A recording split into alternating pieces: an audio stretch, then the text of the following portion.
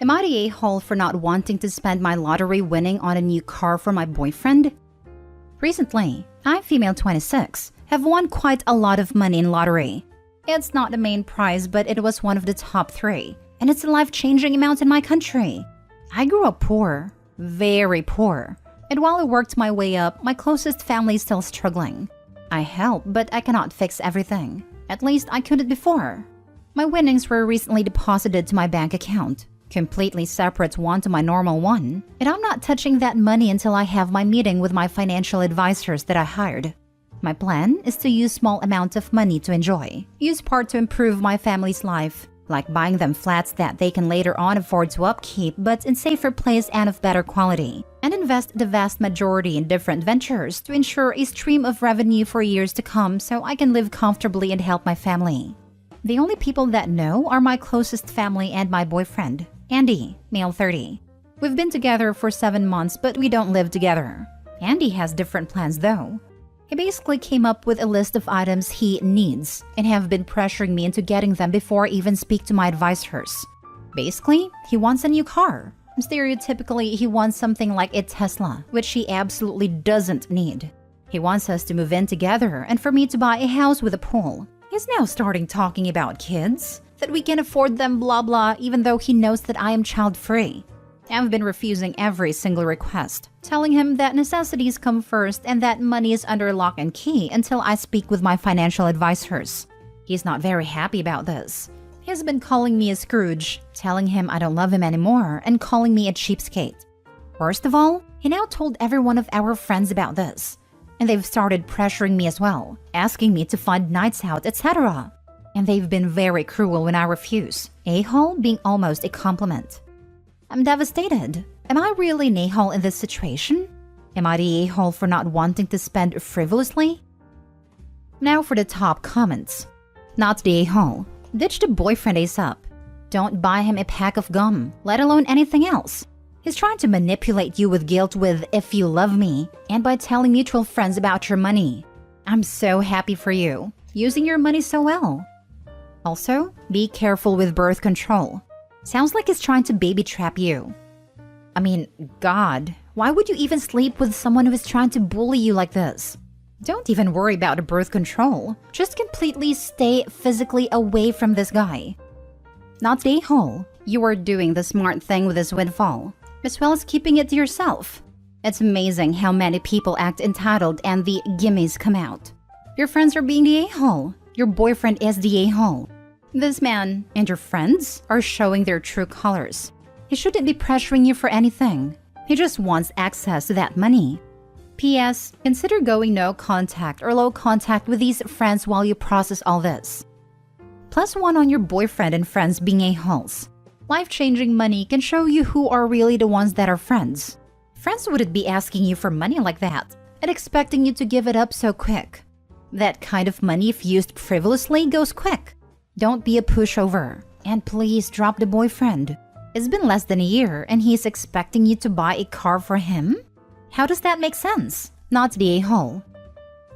Not the a-hole. Unfortunately, your boyfriend now sees you as an ATM, not a girlfriend. It's not you. A sudden influx of money shows people's true colors. He and your friends will not leave you alone about this either. They will suck you dry for the money and then dump you. I would dump him and block them, then move ASAP. You need new friends. I thought the exact same thing. Dump him, the friends, and move. I don't think I would feel safe with people knowing where I live. Next story. Am I the a-hole for pretending not to know my fiancé after she had a meltdown during boarding the plane and was eventually thrown off? I imagine I'm gonna get raked over the coals for this one. So, my fiancé, maybe not for much longer, and I were on our way back from a vacation recently. It was a great time, and everything went off without an issue.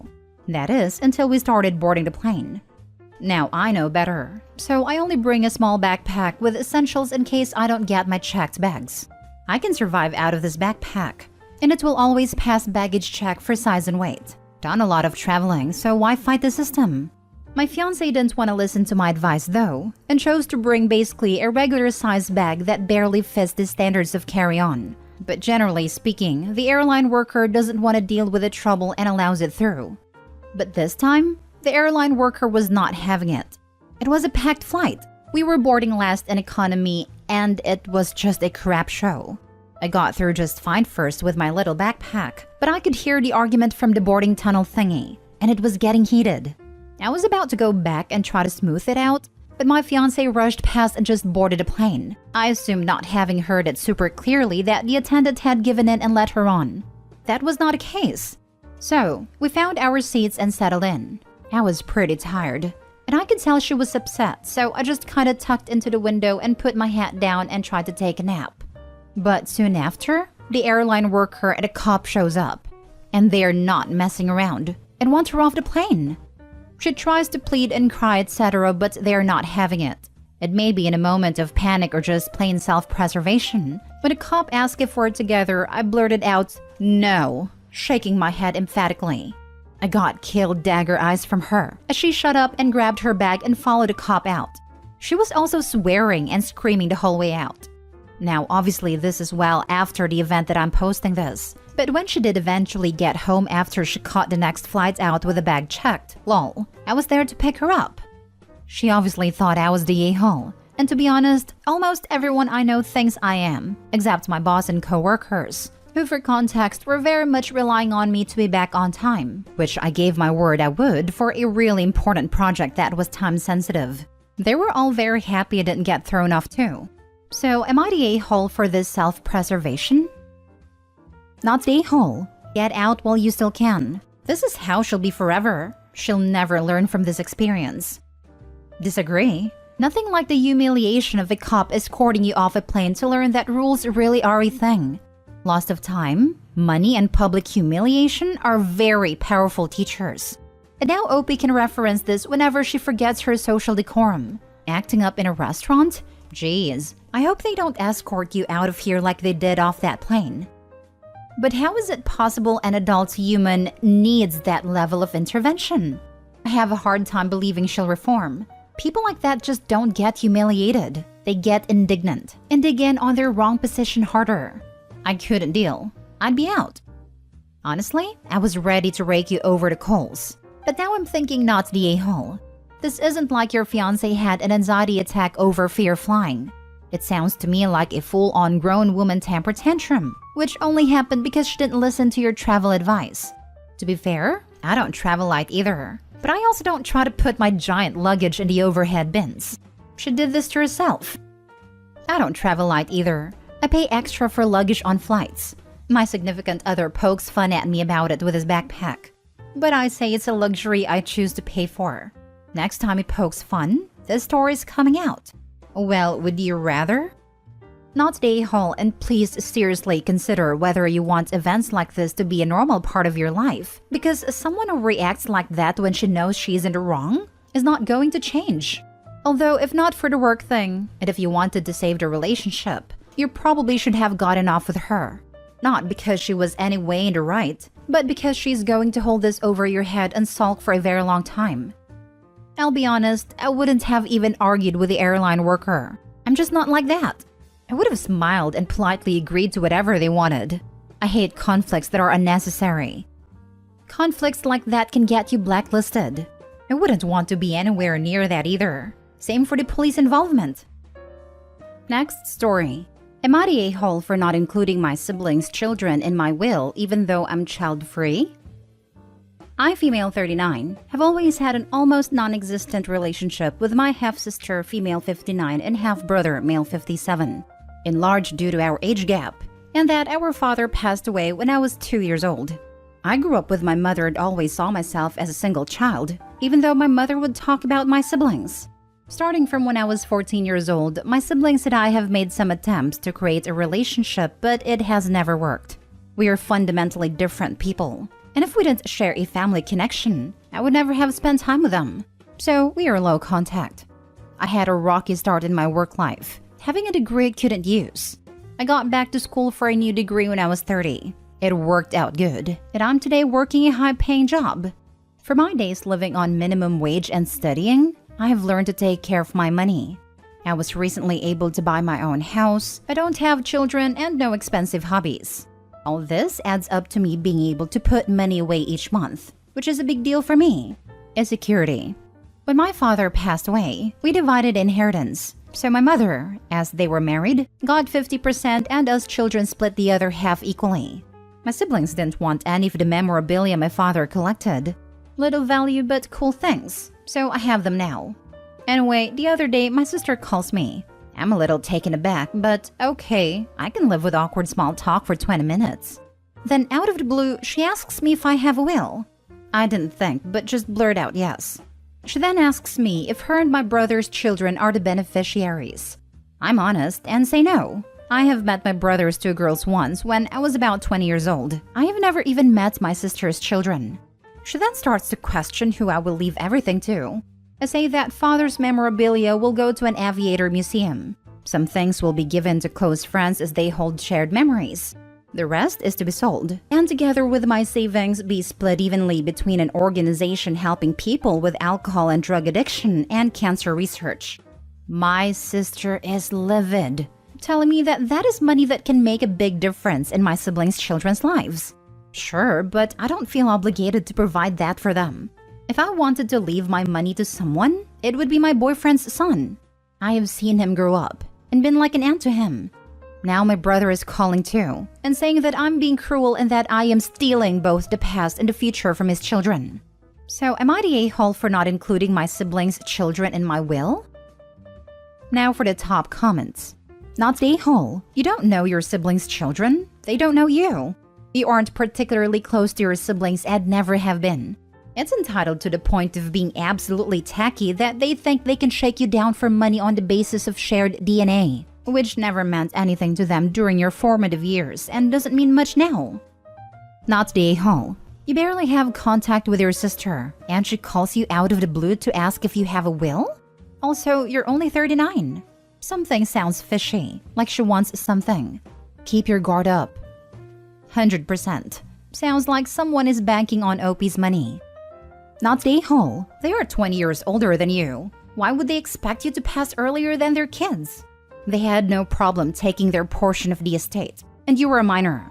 So ask them if you should assume they stole from you because you didn't get to grow up with as much financial security with 2 working parents like they did. And how can you steal money that belongs to you? Being child-free is being the rich aunt/uncle's heirs.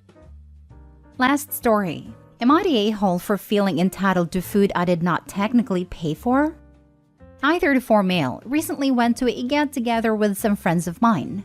I get along with most everyone within the group, outside of one person who we will call Mike. Mike is someone who I feel is selfish and can be a bully, and I feel it has gotten worse recently. However, we have all been friends since high school, so I put up with it. Well, Mike decides he wants to have everyone over to play some Settlers of Catan. We used to get together a lot more to play board games or Smash Bros or whatnot, but as we all have gotten older, that obviously happened less and less. Fortunately, everyone's schedules lined up and we were able to plan this. Now, it is important for me to insert here that recently I had been off work for a month. It was of no fault of my own, and fortunately I am back to work now. Because of that though, money's really tight for me right now and my friends all knew this. We all go to Mike's to hang out, and it was a great night. We end up staying longer than expected and people get hungry. Some people decide they want to order pizza. They ask if I want to throw in some money for pizza and I say, no, gotta watch what I spend for a bit. Obviously I wanted some and could probably afford it, but I was trying to be responsible. Another friend of mine, we'll call Jake, offered to put in for me, but I tell him, no, I will be okay. Maybe this is where I messed up. Anyways, right as they are about to order, I remember that I have a coupon for the place they are ordering from. It had been my birthday a week prior and received it as a gift or something. I let them know I have it and that they can use it, and it added on a medium 1 topping for free. They're excited for it and accept it. I guess it's important to note that I have offered it willingly, not as a trade or bargain. The pizza arrives and everyone digs in. I ask everyone if it's cool if I have some of the medium pizza. At first, Jake and a couple others say yes, but then Mike says, you didn't put any money in. Why are you asking for pizza? I explained that this pizza wouldn't even be here if not for me, but he says that it also wouldn't be here without him because everyone else paid for the other pizza. Jake offered to throw in a few bucks for me again, but Mike said it's BS that I tried to pull this. It really put a damper on the night, and I ended up leaving without having any. Mike sent messages in the group chat about how I tried to pull a fast one on everyone. Most everyone is trying to stay out of it, outside of Jake, who is still sticking by me.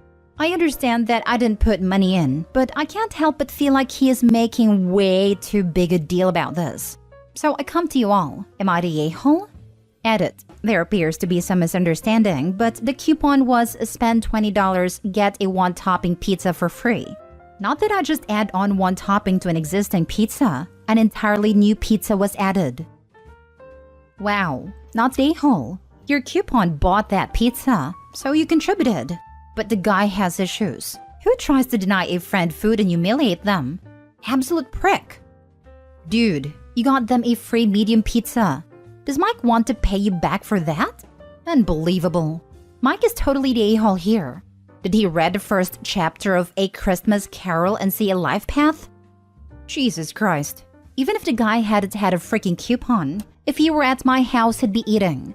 Opie's friends angers me too. It is food. Opie, you are not the a-hole by any stretch of the imagination, but you need better friends. Not the a-hole. You didn't assume and take pizza. You asked for a slice of the pizza your coupon provided. My friend group would have looked at you like an alien and go, duh, we aren't just going to eat in front of you. So long as this wasn't a constant thing. Mike doesn't sound like a great friend. Agreed. This whole thing is strange. Someone is having a tough time. Friends help out. If this is how Mike treats a friend, imagine how he treats strangers. Opie, not the a-hole. Am I the a-hole for leaving an equal inheritance to my stepson as my bio kids? I, 62 male, met my current wife, 39 female, 4 years ago, and we got married 2 years ago. She has a son, 12 male, from her previous marriage who lives with us full-time. His dad visits occasionally but lives in another country. I also have 2 adult children, 34 male and 32 female, from my first marriage. I will admit I don't have the greatest track record as a father. While my bio kids were growing up, we were kind of distant, as their mother and I were constantly fighting. She was a stay-at-home mom while I was running a business to varying degrees of success. However, when they became adults, we, bio kids and I, became much closer. My business also grew a lot and I am quite wealthy now compared to struggling to pay bills when my bio kids were growing up. My relationship with my stepson is quite good. He doesn't call me dad but seems to view me as a very close uncle. I do my best to be a good father figure to him.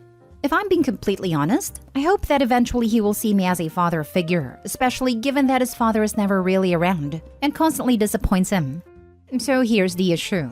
A few weeks ago, while I was going through some things in the basement with my bio son and daughter, the topic of inheritance came up.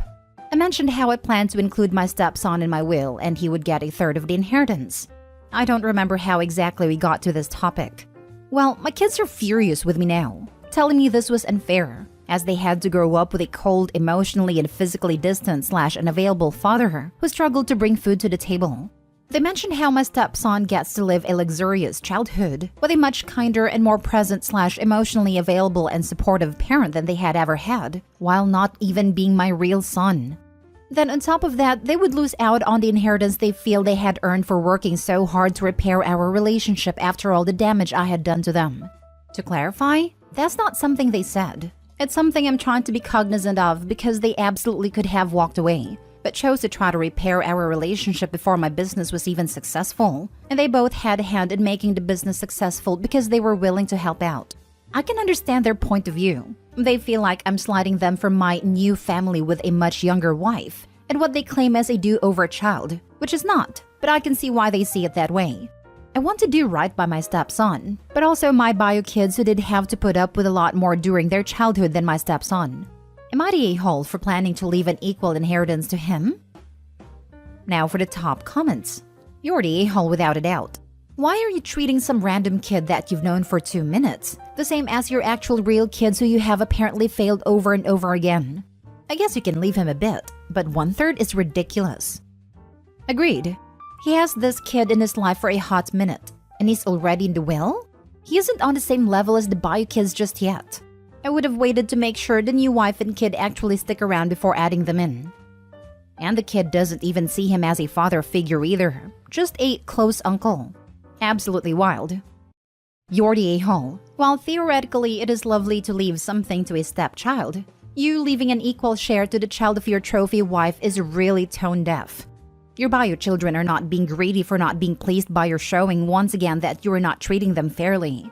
You have shown them that you, who are old enough to be this kid's grandfather, now has decided to have a new family as a do-over. Also, you do realize that your stepchild is going to wind up with more than the bi kids anyway, since you are going to leave a sizable amount to your new trophy wife and you will almost assuredly die before her given the large difference in age. The stepchild is going to inherit from his mother the amount you left to her, as well as the one-third directly. And I bet you are also leaving the wife your house and other valuable personal property. A lot of bio kids have been screwed out of stuff when the father takes up a new family. When my grandfather passed 2 years ago, we discovered that he had moved most major assets into solely his second wife's name. So the terms of the will screwed my dad and his brothers and all the grandchildren out of basically everything. He was also a man who married a much younger woman. She was my oldest uncle's girlfriend in high school for some added drama, and was an absolute a-hole to my grandmother and their children their entire married life and beyond. We expected nothing, because he was awful, and got nothing. But that extra FU of his second family getting everything, except the token "I didn't forget you" stuff, and they don't see what the problem is the reason I'm low contact with any of that part of the family since grandma passed. Next story. Am I the a-hole for buying my nephew a gift rather than giving his parents the money? My 33 female nephew just turned 1. My sister-in-law Hannah, 34, and brother-in-law Dave, 34, are dual income and doing alright. They're firmly middle class. They own a home and go on a couple vacations a year. They decided to host a big party for their first and only child's first birthday. A little background. My husband and I are kind of known for getting good birthday gifts for nieces and nephews. They range in age from 1 to 13, and we know that the other two families struggle more financially than Hannah and Dave, who this post is about. So we have historically always asked what their child would like, and go out of our way to get them something special. I'm not talking big ticket items like an iPad, but like $150 to $200 for each gift, each year. I asked Hannah what her son William would like, that he doesn't already have at home. She didn't answer my text. But later in the day, she sends a mass email to both sides of the family and friends who are attending William's first birthday. This was the email. Hi friends and family. We look forward to having you at William's first birthday. Some of you are asking what you can buy for him. What he really needs is a new deck to play on in our backyard.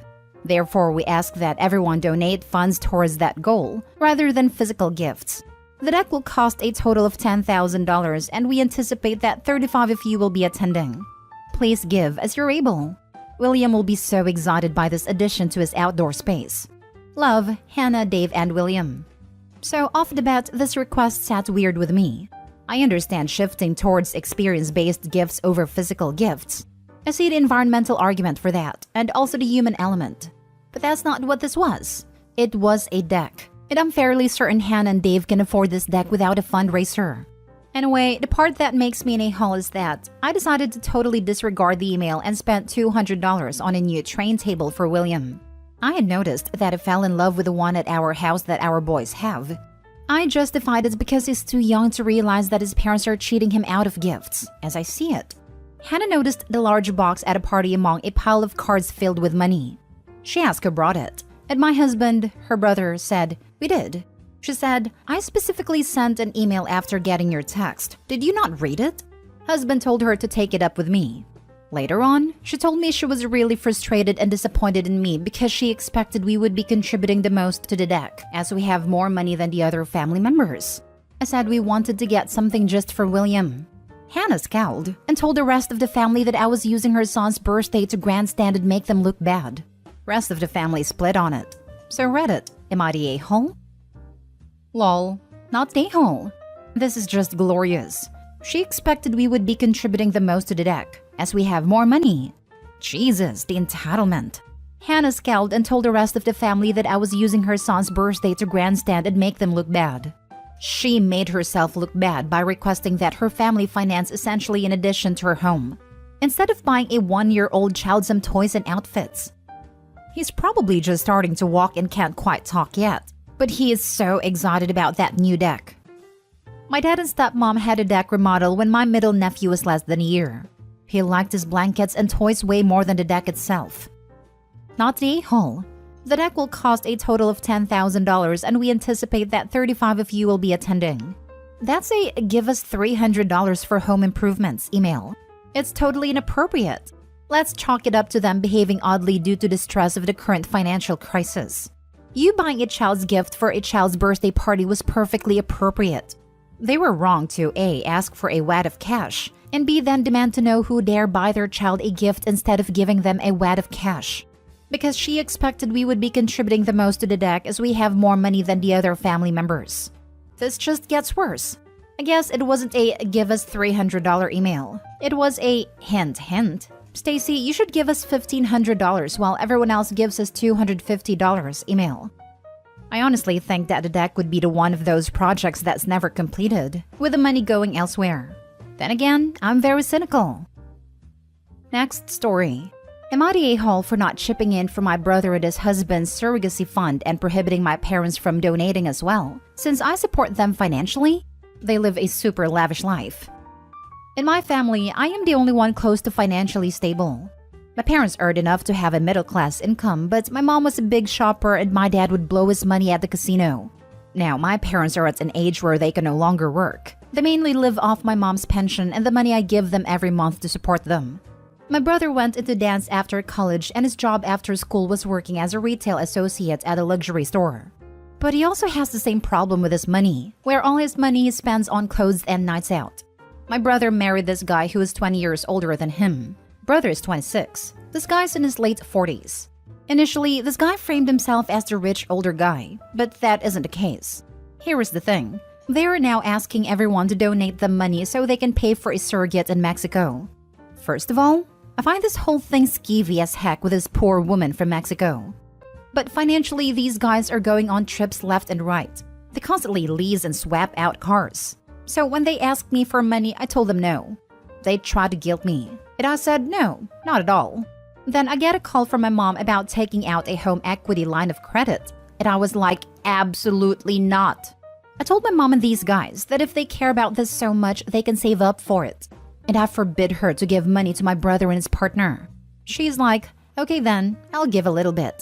I tell her no. I tell her I am the one that pays their bills. If I find out that they gave a cent, I'm going to cut them off as well.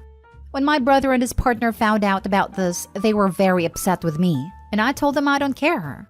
They are now calling me homophobic, etc., and that I am ruining their happy life. I told them I don't care. They can start saving money themselves, but I'm not going to spend a cent of my money to finance their lifestyle. Now for the top comments. Not the a-hole. I don't think anyone but them should be asked to pay for their surrogacy costs. If they can't pay the surrogate fees, I wonder if they'll be able to over 18 years of child-rearing costs. Opie's not the a-hole, but this rationale is always the worst. It makes no sense. Surrogacy is crazy expensive, as is IVF and adoption. Having money over 18 years to raise a child is very different than having to drop upwards of $100,000 at a one fell swoop. But again, to be clear, because I know someone will just skip right over this, Opie's not the a-hole here. It is not his responsibility to pay for his brother and his partner to have a surrogate. He already goes above and beyond for his parents, and he is not in the wrong for telling them he'll cut them off if they give his money to his brother indirectly. Not the a-hole. It is not homophobic to not want to give money to extremely financially irresponsible people. I do think you're on the fence with telling your parents what to do, but seeing as you also pay their bills, I would have done the same. The fact that they even tried to turn this into some sort of homophobia thing is disturbing. I hate when people do that. Like there is real hatred out there, and here they are throwing phobe around. Like no, I'm not meeting your financial demands. You are free to live as you like, but be a grown-up and finance your own life. Last story. Am I the a-hole for telling my son that I don't play favorites and to get over his jealousy? I have 2 children. Laurel, 24, and Kevin, 15.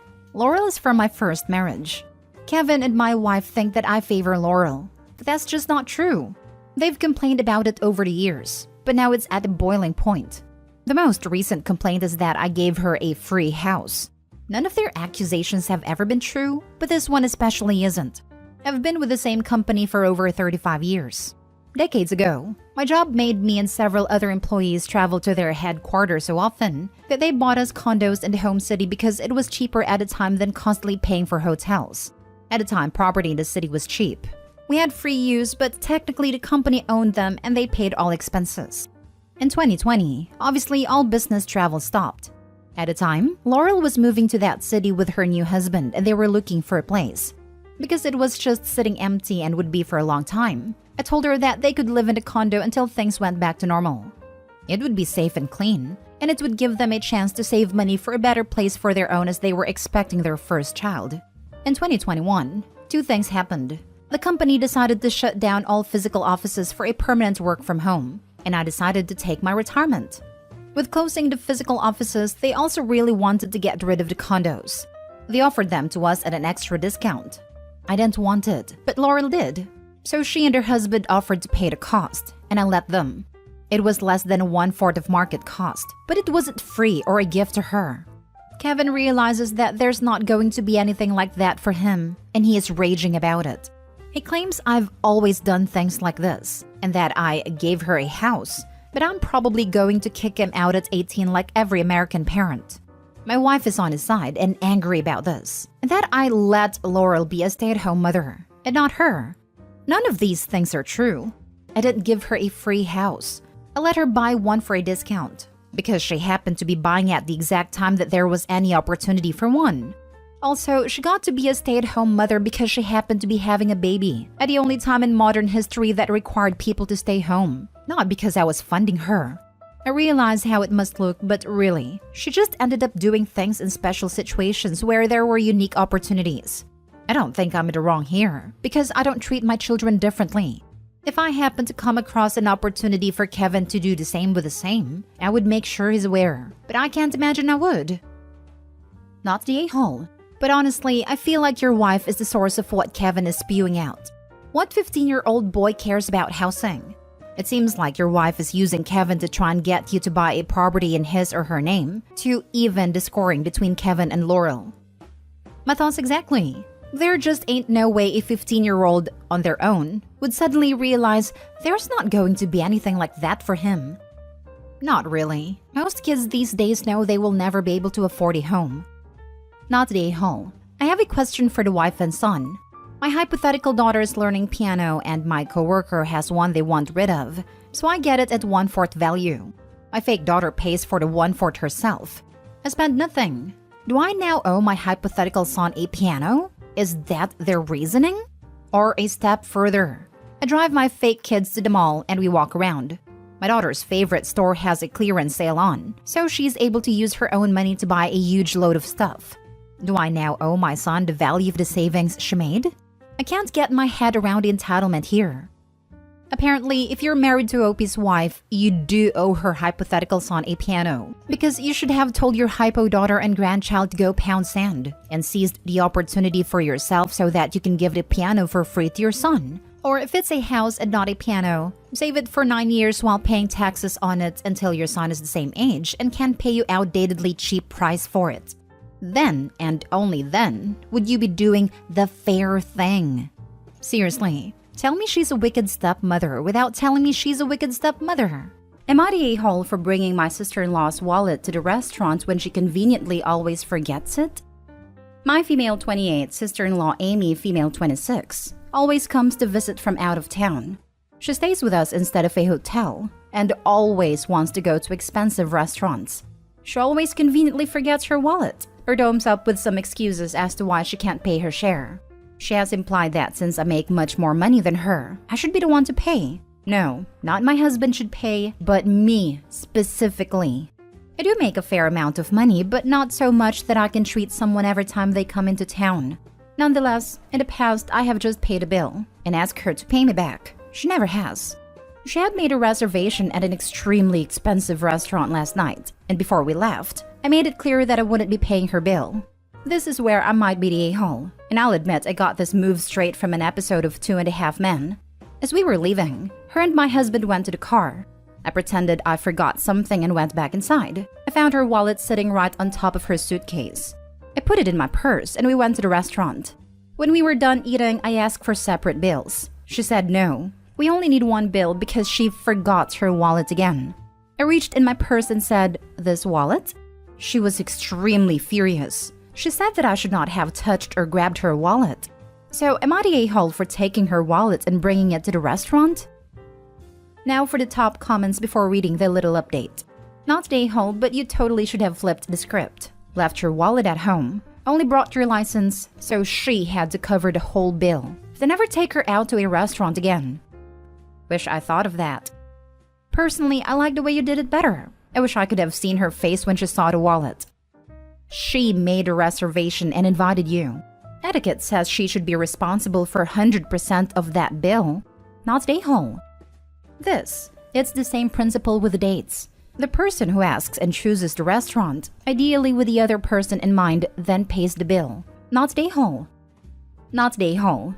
Awesome power move. But when is your husband gonna step up and make her pay her share? They've bullied and manipulated him like this his whole life. He's gotten so used to it that he doesn't see the bigger issue. Old habits die hard. I'm trying to help him stand up for himself, but it's an uphill battle. Fish don't realize they're wet until they got onto land. You need to pluck your hubby from that toxic pond. Opie, you need to mosey over to r/justknowmother-in-law and to a therapist website. I have several cringe mother-in-law stories that I've wanted to post to that sub. I just might do it. Little update.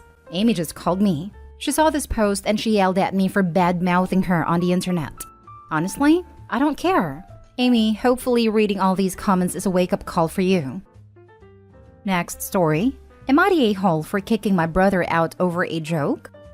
I, 25 male, and my girlfriend Ava, 25 female, have been dating for 2 years now, and we recently moved in together. Due to the pandemic starting around the time we began dating, she'd never met my older brother Jared, 36 male, till now.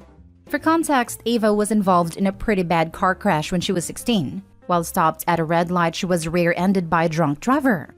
I've seen the pictures and they're pretty bad, so I'll spare the details. Ava made it out alive with a fractured hip, broken nose, concussion, and some pretty sizable scars. Because of the accident, Ava still goes to physical therapy for her hip and has a bad memory. If it's not written down, it goes in one ear and out the other. Her words, not mine. Yesterday morning, Ava left pretty early for her appointment. She has forgotten her notebook at home, which has all her important info and lists for the day. So when she got home, she was shocked to see Jared in the apartment. It took a minute or so to remind her what was going on. When she remembered, she smiled and went to introduce herself to Jared. Jared laughed at her and said, "I didn't know you were dating the fish from Nemo. At least she's not a fatty." Ava was reasonably shocked by this and tried to continue on with introducing herself. Jared said he didn't need to know her name because he was going to call her Dory. He then made a joke about Ava's scar. She was wearing a tank top, so you can see the scar going from her right shoulder down her arm. The second Jared said that, I got super angry and kicked him out, telling him he wasn't welcome in our house and not to contact me. All day my parents have been calling and telling me I'm overreacting and should apologize and talk to Jared again. Ava's thankful I kicked him out, and our friends agree I did the right thing. I feel bad now, like maybe my reaction was a little out of line and over the top. Am I the a-hole? Not the a-hole. I'm not sure why this needs to be said, but defending your girlfriend from ableism is always the right play. Until or unless Jared apologizes genuinely, as in actually understands he was wrong and why. I'd go further and just stop associating with him altogether. Honestly, you would be the a-hole if you just let this slide and acted like nothing happened. Also, who starts saying all this bullying stuff to someone they just met? Oh right, jackasses. Not the a-hole. Your brother is a huge a-hole, and some other really choice words that would get me in trouble here. I'd go no contact with him over this. There is absolutely no excuse for his bad behavior. And tell your parents that they raised a bad seed, and if they keep defending him, go no contact with them as well. What kind of people enable such atrocious behavior? Defend a horrible behavior and a person perpetuating said bad behavior. Do apples not fall far from the tree, or is he the golden child? He's the God-given golden child who can do no wrong. That explains a lot. Hope his child doesn't take after him. By the way, Opie, you should have named him Richard in the post. You know, because he acts like one. Next story. Am I the a-hole for telling my in-laws they have to call before visiting? Recently, my wife 29 female and I 32 male bought a house. I told her family that they are welcome if they want to visit. They just have to ask first. And because we have a newborn baby, I also told them that for now we will be hosting only short visits from the baby's grandparents, with no more than 3 people at the same time. I've never been a social person. I've never visited anyone before asking or being invited, and nobody has ever visited me without asking first. Not even my parents. I thought that was a common rule of basic education, but who knows? That's why I'm asking if I'm the a-hole. As soon as the baby was born, they started coming without asking, staying from morning till evening and regularly making a mess in our kitchen. I told them that we don't need help. I work from home and my wife is on maternity leave, but they are welcome to visit. On Sunday, my wife's parents, siblings, and nieces showed up. We were asleep, and they called like 20 times. After that, they started sending pictures of our entrance saying they're outside. Finally, they woke me up. I went out and told them we were asleep. They wanted to go in, but I assumed they saw my face at a time and just left. Yesterday, my wife was not at home. I was changing the baby's diaper and suddenly my father-in-law starts to video call me like crazy. I finished baby duties and called him back, and he was angry AF and yelled at me why wouldn't I open the freaking door. That was it. I waited until my wife came back and talked to her father and mother. I told them that they have to ask/call before coming. My wife's mom freaked out and told me that if she has to call, she'll never come back. My wife's dad was like, "Dude, I called you like 5 times." So I told him what's the freaking purpose of calling if he does it when he's already outside. It's our home, our rules, our privacy. So they got pretty mad, and that made my wife upset. She agrees with me. Everyone has to call before visiting. We could be busy, or not at home, or not wanting to see anyone at a time. But her parents and siblings seemed so casual about it that I'm starting to doubt if I'm the a-hole. And everyone can show up to everyone's place anytime. Not the a-hole. It's our home, our rules, our privacy. Nail hit squarely on the head. Who has ever told them this is okay? You never show up to someone's house uninvited expecting to go inside, unless you've been explicitly told that it's okay. And when they have a newborn, is the exact wrong time to do this. Not the a-hole. I think it's basic manners to call before you come. It's your house. They either respect your rules or don't come. That's what I said. Ask them if you need to get your attorney involved. Have cease and desist letters sent to them, restraining orders if needed, as well as their arrests. I totally get you. What's stopping me is that this will hurt my wife and my relationship. Maybe that's what they're looking for. Not the a-hole. Since they are so disrespectful and can't figure out how to call first, I would make a new rule. Her parents are not allowed to visit unless personally invited by you or your wife. They're not welcome. No more self-invites regardless of calls. They can come when they're invited. That's what I said first, but my wife didn't agree. Since this is a marriage, I told her, okay, I'm gonna do my part. They don't have to be invited. They just have to call/ask first, but they still won't. Next story. Am I the a-hole for saying no to helping my sister-in-law's foster kid? I'm 26 male and married to my amazing wife Leah, 25 female, and we are expecting our first baby in November. I'm a foster kid. I aged out of the system after a pretty awful experience with the system. I have trauma. Lots of trauma. It's not something I can talk about easily, and Leah and my therapist are the only people I have opened up to, and I try not to burden my wife with this. She understands and never pushes, but she has told me that I can tell her anything when I need to. Her sister Janet, 33 female, and brother-in-law Michael, 37 male, are foster parents and biological parents. Their first foster kid has been with them for about 4 months now, and the kid is struggling. The kid hasn't told them much about their experience, but they assume, probably correct, that their time in foster care has not been very positive. Janet wanted me to take her foster kid under my wing and speak to them about being a foster kid and basically act like a therapist. She said based on my own history in the system, I would be the best person to help. But I don't feel up for that. I don't think I can deal with someone else's trauma related to foster care on top of my own. And I don't feel like I could talk about my experiences either or bring up my trauma to the child. Janet and Michael did not like my response. Leah and Janet fought. Then Janet and I disagreed very strongly on it.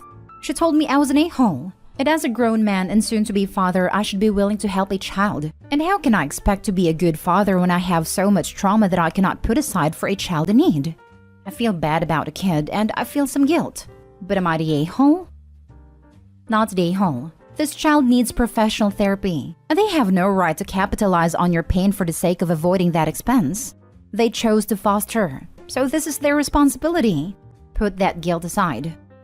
It's crazy to me because at least in my experiences with the system, the state usually had the kids in therapy anyway, or maybe that was just our situation with my niece.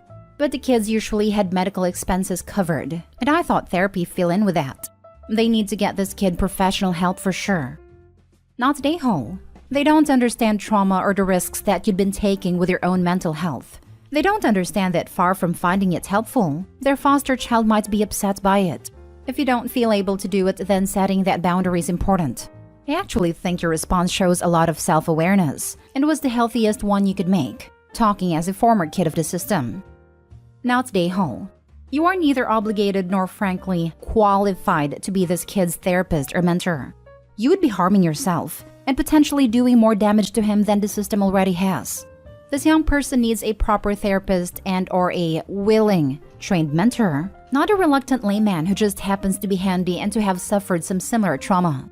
I've never been in the foster system, so this is partly guesswork and partly observation of peers who were in the system. One of the things the system seems to strip away and discard is the ward's sense of privacy. Strangers often know your story, sometimes pieces of it that you don't, and you don't get a choice. Your sister-in-law's request is another example of that disregard, however well-intended for the concept of confidentiality. Now, for the last story, am I the a-hole for not helping my sister with her IVF solely because of her husband? My 34 female sister Meg, 31 female, cheated on my ex-brother-in-law, Josh, with his best friend Liam. They did it for over 4 years until Josh found out and broke up.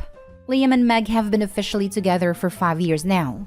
My ex-brother-in-law has been my best friend since elementary school, and my sister knew him through me. And despite me saying it would make things uncomfortable, she insisted on hitting on him until he noticed and they started dating. My relationship with Meg took a toll on me because I was annoyed with her for doing this to my best friend. But we never cut contact because of my nephew, her son with Josh and my godson.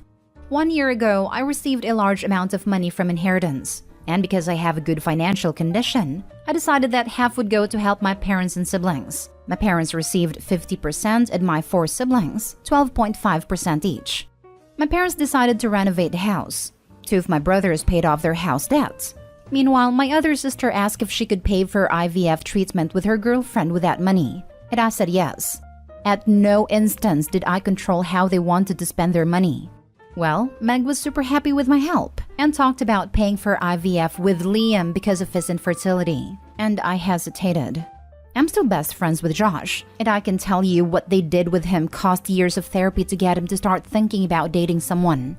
I don't talk to Liam 99% of the time, and I only helped my sister because, after all, she had my nephew. I didn't go to the wedding, and I always made it very clear that it wasn't a relationship I would support, but they are free. So I told her that I didn't feel comfortable giving her the money for this, as it involves Liam, her and their relationship specifically, so I'd rather help in some other way. Renovate house, pay off debts, refurbish the house, and that I would take double care that the money didn't go to that. She started screaming, telling me to get over something that had nothing to do with me, and that was years ago. And that I was treating her and my other sister differently because of the past. We argued a lot, and I decided to create a fund for my godson that only he could handle at age 18 instead of helping her. Well, this created even more mess because she claims that I helped everyone but her and that I was cruel in denying helping her to have another child when they can't naturally. I really don't feel comfortable doing this. Am I the a-hole? By the way, they didn't receive this inheritance. She never received the money because it went to my nephew's fund before she ever received. Well, I'll put it here. They told me about the plans. I didn't ask, just because they were excited. After I told them at a family dinner about the money, I said, you can renovate your house, pay your debts, and my other sister asked if she could use it for something else, IVF, on another day. So Meg found out, then talked to me before I gave any money. Not the a-hole. It's your inheritance money. You can get to choose what to do with it. I think setting up a fund for your nephew is a brilliant idea. If she wants another kid so bad, she can go cheat on Liam. Haha, that's awesome. OP, not the a-hole. Your money. I like the trust fund idea. Not the a-hole. Okay, so you are treating your 2 sisters differently. So what? One of them didn't put your best friend through the ringer. The money is yours. You could have chosen to keep the money. You could have given it to Josh, an art museum, or the local animal shelter. Meg doesn't have any say in what you do with the money. If she really wants another child, she could try adoption. Also, by helping her nephew, by proxy OP is still helping her sister. Meg is so obsessed with starting a new little family that she's forgetting about the son she already has. Her pouting about the money going to her son is indicative to the quality of her parenting. If she cannot afford IVF, then she cannot afford another child. Sorry. Absolutely not Daehong. I hope Josh is doing better.